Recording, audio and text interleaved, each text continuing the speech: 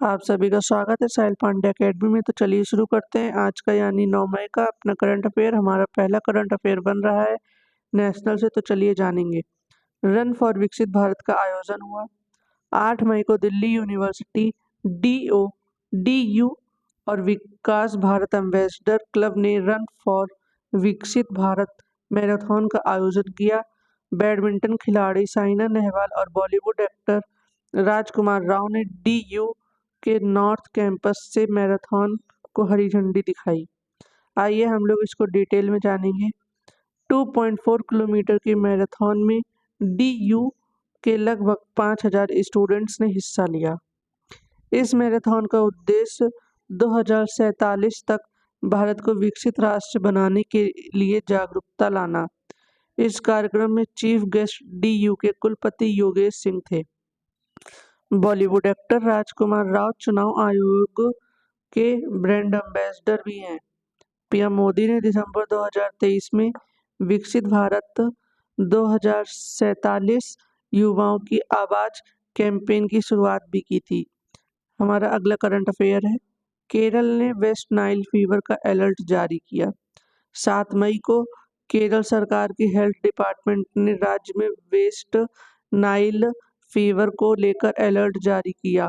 राज्य के कोझिकोड, त्रिशूर और मलप्पुरम में 6 मामले सामने आए। वहीं त्रिशूर में इस फीवर से 79 साल के बुजुर्ग की मौत हो गई। आइए हम लोग डिटेल में जानेंगे। यूएस के centre for disease control and prevention के मुताबिक यह बीमारी मच्छरों के काटने से होती है। वेस्ट नाइल फीवर में बुखार के साथ उल्टी, दस्त, सिरदर्द और शिकायत होती है। वेस्ट नाइल फीवर 10 में से 6 मामलों में लक्षण नहीं दिखाई देते। कुछ मामलों में इस बीमारी से एंसेफ्लाइटिस हो सकता है। इसमें मस्तिष्क में सूजन, रीढ़ की हड्डी में सूजन जैसे न्यूरोलॉजिकल समस्या देखने को मिल सकती है। राज्य के सभी जिलों में प्री मानसून क्लीनिंग ड्राइव के साथ निगरानी के निर्देश दिए गए। इससे पहले 2011 में भी राज्य के कई जिलों में वेस्ट नाइल फीवर केस देखने को मिला। वेस्ट नाइल फीवर पहली बार 1937 में युगांडा में क्यूलेक्स जीन्स प्रजाति के मच्छर के काटने से फैला था। हमारा अगला करंट अफेयर है बिजनेस से, तो चलिए जानेंगे। हीरो मोटोकॉर्प का Q4 FY24 में मुनाफा 18% बढ़ा। 8 मई को two wheeler company hero MotoCorp का 2024 का चौथी तिमाही में मुनाफा सालाना आधार पर 18% बढ़कर 1016.5 करोड़ रुपए रहा। एक साल पहले समान तिमाही में कंपनी ने 858.93 करोड़ रुपए का स्टैंड अलोन नेट प्रॉफिट दर्ज किया था। आइए हम लोग इसको डिटेल में जानेंगे। कंपनी ने Q4 FY24 में 13.92 लाख यूनिट मोटरसाइकिल और स्कूटर बेचे, जबकि Q4 FY24 में 12.70 लाख यूनिट बेचे। पूरे वित्त वर्ष के लिए बेची गई गाड़ियों की संख्या 56.21 लाख रुपए रही। कंपनी ने वित्त वर्ष 2024 के लिए 40 रुपए की फाइनल डिविडेंड यानी लाभांश का भी ऐलान किया। कंपनियां अपने शेयरधारकों को मुनाफे का हिस्सा देती हैं, उसे डिविडेंड कहते हैं। कंपनियां अपने शेयरधारकों को मुनाफे का हिस्सा देती हैं, उसे डिविडेंड कहते हैं। हीरो मोटोकॉर्प 47 से ज़्यादा देशों में 9000 से ज़्यादा शोरूम सर्विस सेंटर के जरिए सर्विस प्रोवाइड कराती है। कंपनी के पास ग्लोबल बेंचमार्क वाले 7 मैन्युफैक्चरिंग प्लांट हैं। इनमें से भारत में 5, कोलंबिया और बांग्लादेश में एक प्लांट है। हमारा अगला करंट अफेयर है। श्रीलंका अडानी ग्रुप की ग्रीन पावर एनर्जी डील हुई। 7 मई को श्रीलंका की सरकार ने गौतम अडानी को renewable energy company Adani green energy के साथ देश में विंड पावर डेवलप करने की मंजूरी दी। श्रीलंका के मनार और पुनरीन में Adani green energy wind power station यानी पवन ऊर्जा स्टेशन बनाएगी। आइए हम लोग इसको डिटेल में जानेंगे।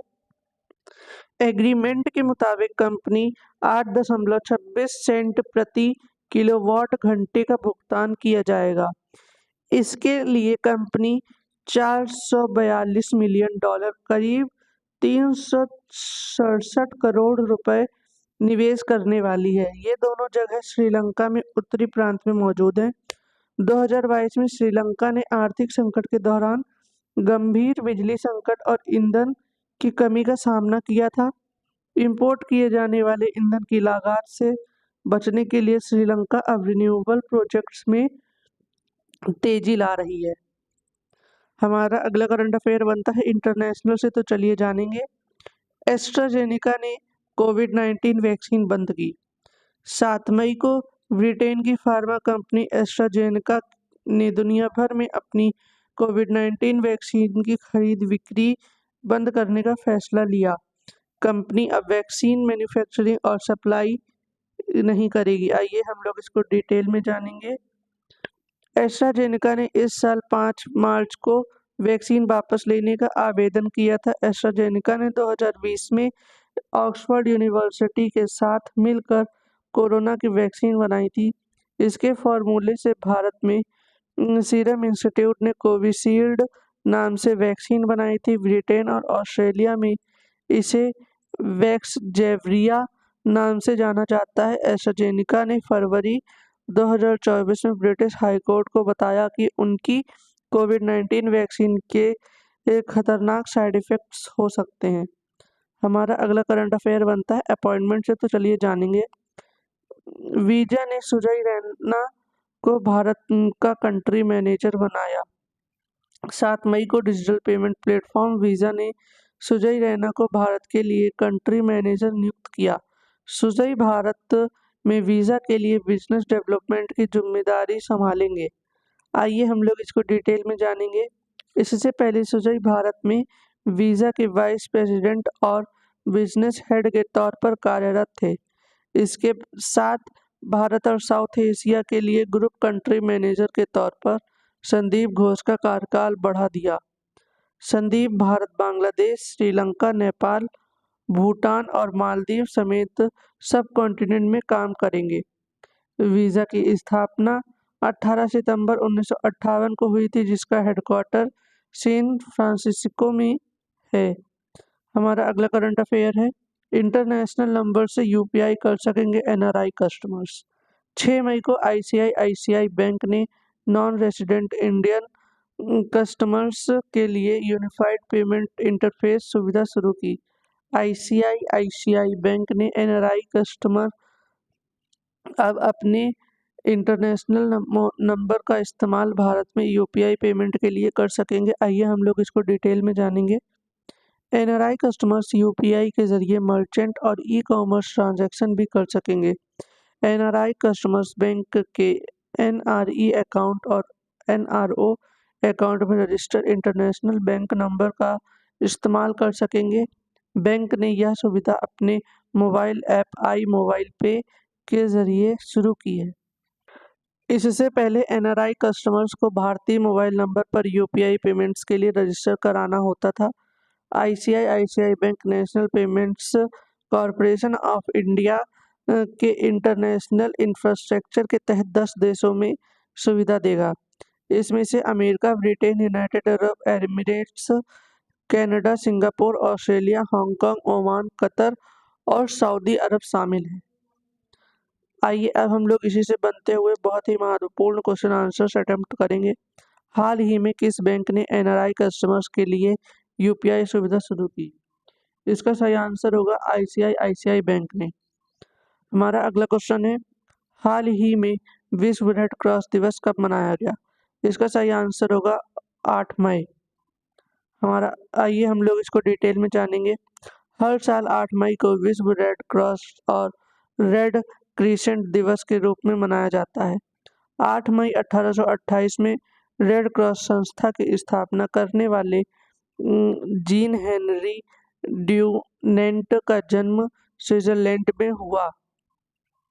रेड क्रॉस दुनिया भर में प्राकृतिक आपदाओं, युद्ध और अन्य संकटों से पीड़ित लोगों की मदद करता है।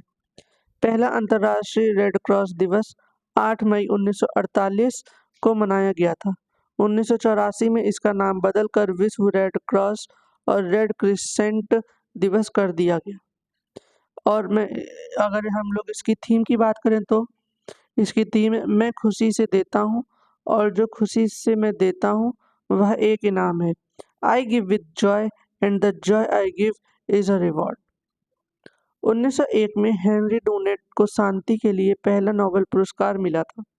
रेड क्रॉस की अंतर्राष्ट्रीय समिति ICIRC को 1917, 1944 और 1963 में 3 नोबेल शांति पुरस्कार मिले।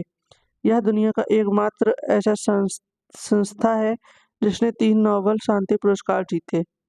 हमारा अगला क्वेश्चन है, हाल ही में भारतीय क्षेत्र को दर्शाने वाला 100 रुपए का नोट किसने जारी किया? इसका सही आंसर होगा ऑप्शन बी, नेपाल। आइए हम लोग इसको डिटेल में जानेंगे। 1765 में नेपाल में पृथ्वी नारायण शाह ने गोरख साम्राज्य की स्थापना की। गोरखों ने भारत के सटे राज्य सिक्किम, गढ़वाल और कुमाऊं पर अपना नियंत्रण कर लिया। ये लड़ाई 1814 से 1816 तक चली। लड़ाई के बीच ही 2 दिसंबर 1815 को ईस्ट इंडिया कंपनी और नेपाल के बीच सुगौली संधि हुई। सुगौली एक शहर है जो बिहार के चंपारण में है। ये संधि यहीं पर हुई थी। उसमें कहा गया था कि महाकाली नदी के पूर्व इलाके में पड़ने वाले क्षेत्र पर नेपाल का अधिकार होगा और पश्चिम का हिस्सा भारत के अधिकार में होगा।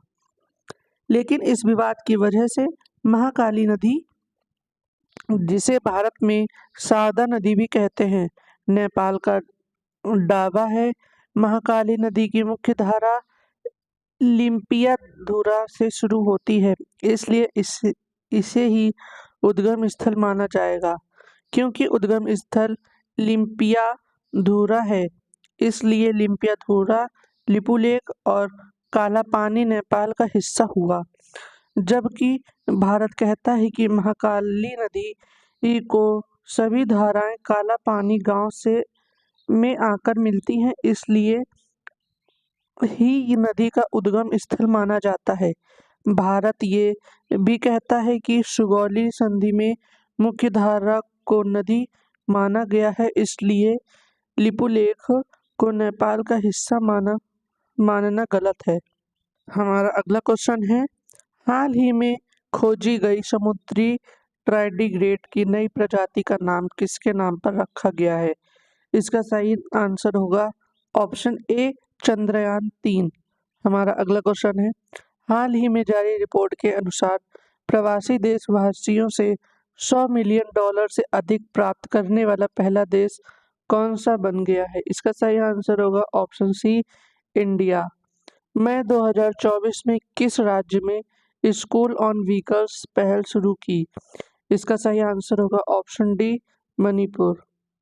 हमारा अगला क्वेश्चन है, हाल ही में माइंड ग्रुप टेक्नोलॉजी द्वारा लॉन्च भारत का पहला वाणिज्यिक उच्च प्रदर्शन वाला चिप कौन सा है? इसका सही आंसर होगा सिक्योर IoT। हमारा अगला क्वेश्चन है, हाल ही में आयुष मंत्रालय में निदेशक के रूप में किसे नियुक्त किया गया? इसका सही आंसर होगा सुबोध कुमार। हमारा अगला क्वेश्चन है, हाल ही में दुनिया की पहली CNG मोटरसाइकिल लॉन्च करने की घोषणा किसने की? इसका सही आंसर होगा बजाज ऑटो। आप सभी लोग जाइए, 18 जून को इसकी बुकिंग कर सकते हैं। 18 जून को ये बाइक लॉन्च हो रही है। करंट अफेयर इंफॉर्मेटिव लगा हो तो लाइक, शेयर और सब्सक्राइब करना बिल्कुल भी ना भूलें। जल्दी जाइए, बुकिंग कराइए।